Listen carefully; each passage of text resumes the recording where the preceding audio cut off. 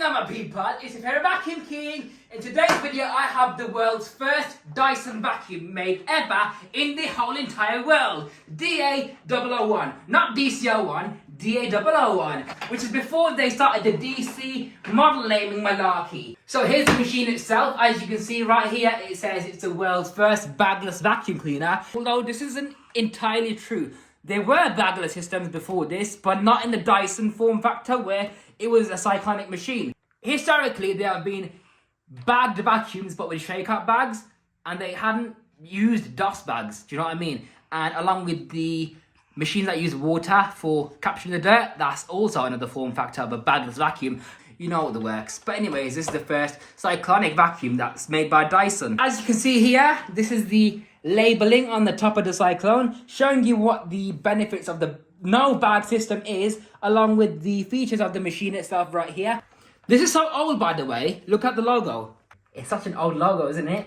So I have fully restored this machine myself. As you can see, it looks in tip-top condition. Yeah, there's a few scuffs on the bin, as you can see. Probably, can you see the scuffs on the bin? But I'm just happy that the machine's bin is fully clear.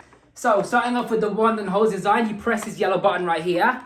That allows you to detach the wand from the machine along with the hose. And this is a pretty short hose, by the way. It reaches up to about 5 or 6 stairs. Just to let you know, it's not going to reach a full flight of stairs. I mean, this is like a seatbelt hose, by the way, where it's nice and flexible, but not very long. However, this is the hose cuff, so you just pull that apart from the wand to detach that. Then you got your hose cuff.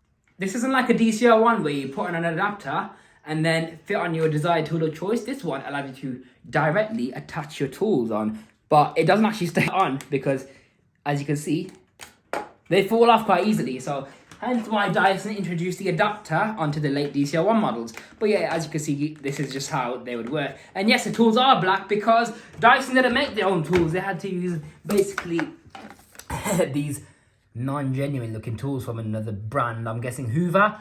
That's your stair tool. And there's your crevice tool. There must have been a dusting brush as well, but I haven't got that right now. So fitting the wand back onto the hose and then putting the wand back onto the machine. There we go. Here's your power button. So there's the sound of the famous 1200 watt Amitech motor, which lasts for decades, I must say. You rarely see these motors burn out, unlike later Dyson, like DC33, which blew up within 2 months, you know what I mean? So press this button to detach the bin, which is quite stiff right now because it's clean, I'm guessing. But yeah, there's your lovely sparkling bin, and then here's your Cyclone. This was actually quite messy to empty, you know, because let's say if there's dirt wrapped around the shroud, yeah, and then you pull the bin apart, and some dirt remained on the shroud, along with the cone as well. This is a Cyclone, the second Cyclone, which would get caked in fine dirt, and then it would just fall onto the filter. Then you have to basically lift up the Cyclone like so, all the way up to detach that, and then give that a clean separately. So they had to improvise that on the later designs with the DC04 and the DC03 to remove the Cyclone and bin from the top like so, and then split it apart like that. It's stiff. But yeah, you get the gist. So yeah, this is how to empty it. It's just a jog affair. So you just basically put that on and then it snaps back in.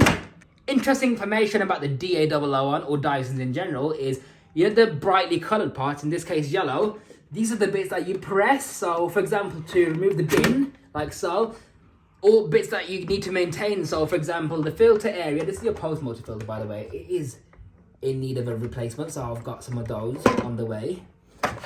And there's your pre-motor filter as well, which is a bit dusty, but that just slots in right there.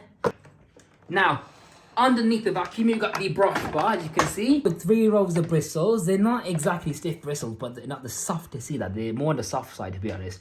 This has a fixed sole plate design, as you can see, where it doesn't pivot at all. It's just a fixed design. This is actually stuck to carpets a lot better than the DC01, which had the pivoting design. But the downside of that is that suction would leak out the gaps of the sole plate and therefore not stick to the floor as a result. This is quite a basic machine, really. To inspect the machine for blockages, there wasn't any removable parts. What you had instead was these rubber flaps that would open. Yeah, I need to give those a clean, actually, but yeah, these are the blockage inspection ports, and there's a serial number which says it's made in Chippenham in the UK.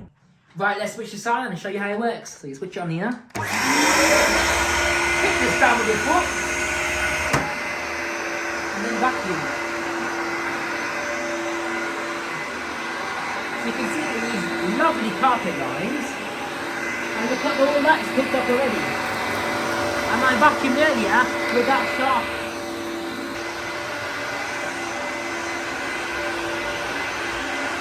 And now for the tools usage. Let's choose a crevice tool. Put down the top of the wand. And then, right in the corners.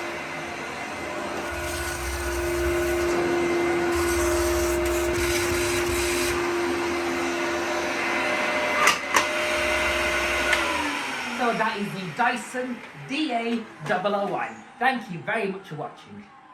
Mwah. What's going on, my people? It's your favorite Vacuum King. Ooh.